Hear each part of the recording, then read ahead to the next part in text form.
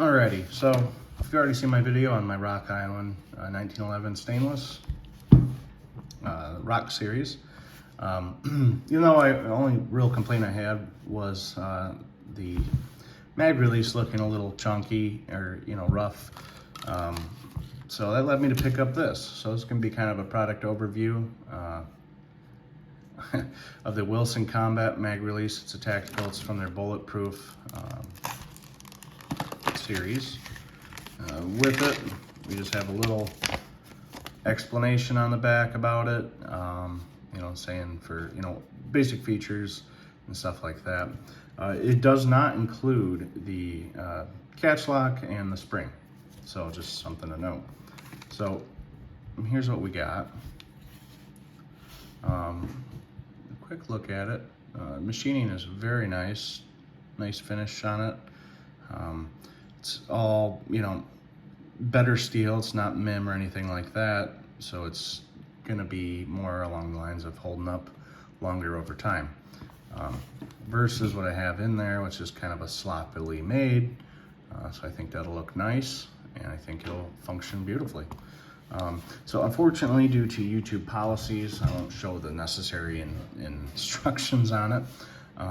But I'll get the parts out and I'll kind of compare them and contrast, and we'll go from there. So I'll be right back. Okay, so I got the piece out here. Obviously I don't have the catch here, and this is a MIM piece still. I can't really see it focus very well, but not really the biggest wear part. Now what I'm talking about MIM is on the stock Rock Island. You can see these little sprue holes. Yeah, it's not coming up very good. There we go. So it's not that MIM is bad. MIM parts can be made very good, but just generally the hardness of them tends to not be as premium per se. And generally, the construction is a little on the different side. Now you can see they're very similar. Obviously, it's a 1911 spec part. But the biggest thing you'll want to notice is the part that interacts with the magazine is a lot more precisely machined, a little beefier on the Wilson Combat version.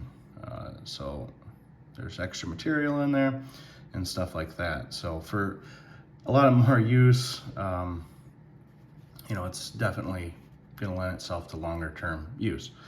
The other thing is it is an extended mag release. So you can see that extra length there, which I think will be really nice on this pistol. So I'm going to go ahead and put it back in and kind of give my impressions on that. Be right back. So first issue here, this obviously is not a drop-in part. I was hoping it'd fit a little easier than that, but when I'm dropping her in, I kind of bottom out right there, and I don't want to force it. So I'm gonna have to take a little bit of material off and go from there. So I mean, that's both a good and a bad with these parts. Going ahead and doing a fit and finish, doing a fitment to them, you can get more precise fitting, but you just really got to take note. Like, I don't want to take any material off of the sides here, because that fits in just well.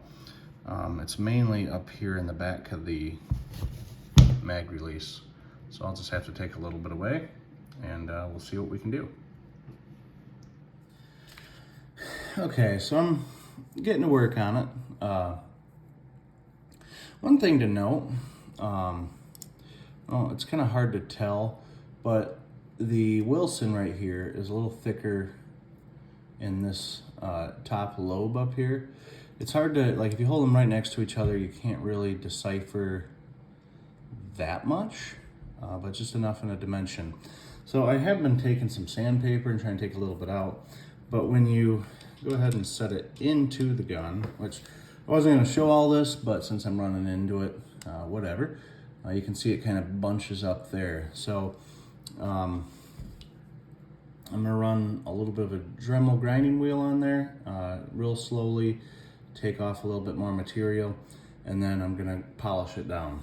I might also polish a little bit here, because for whatever reason the Wilson has a little bit of a rougher finish on this side, probably by plan to make it match like a brushed look.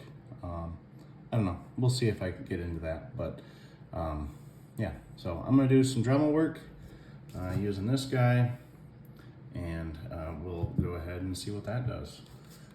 Okay, so I roughly got it down. Oh, as you can see, got a little bit extra material than I wanted.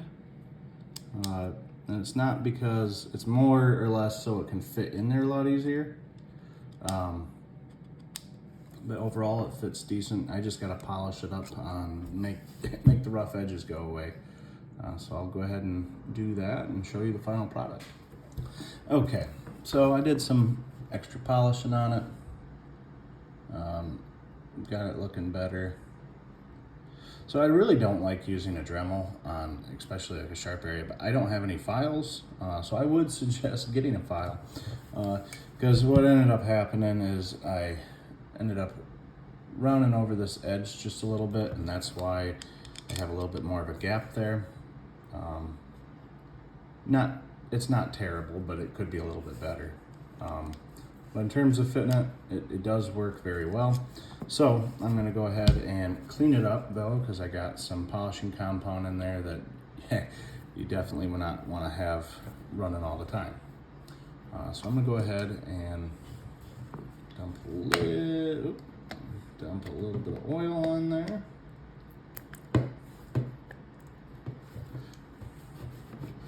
And hit it with the brush really hard.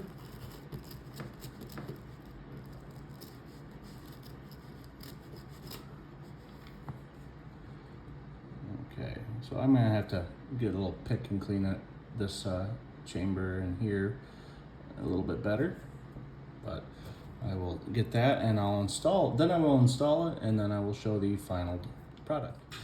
Okay, so as you can see, the final product here, it is an extended, very nice, easy to reach, it works very well.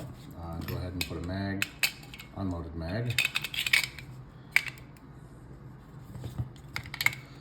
Oh. There's going to be some wear in there, that's for sure.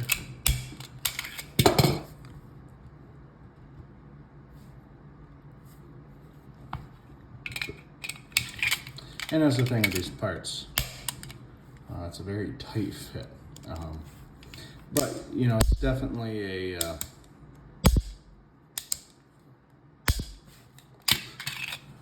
very positive release. I might have to go in there and take a little bit of material off on the mag side of it, or the mag release, just to make it so it releases and accepts the magazine a little better.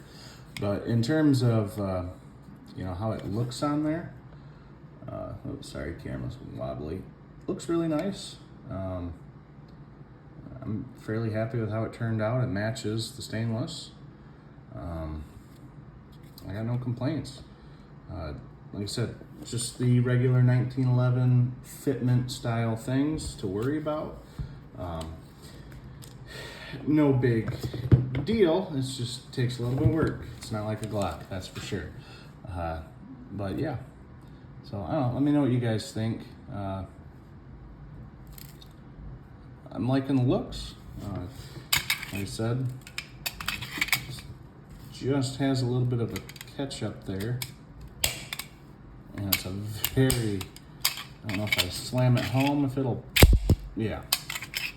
So it'll probably break in. There we go.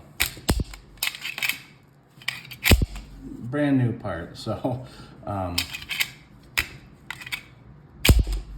yeah, it goes in. It just needs a little bit of wear and some use. So, all right. Well, yeah, let me know what you think, and thanks for watching.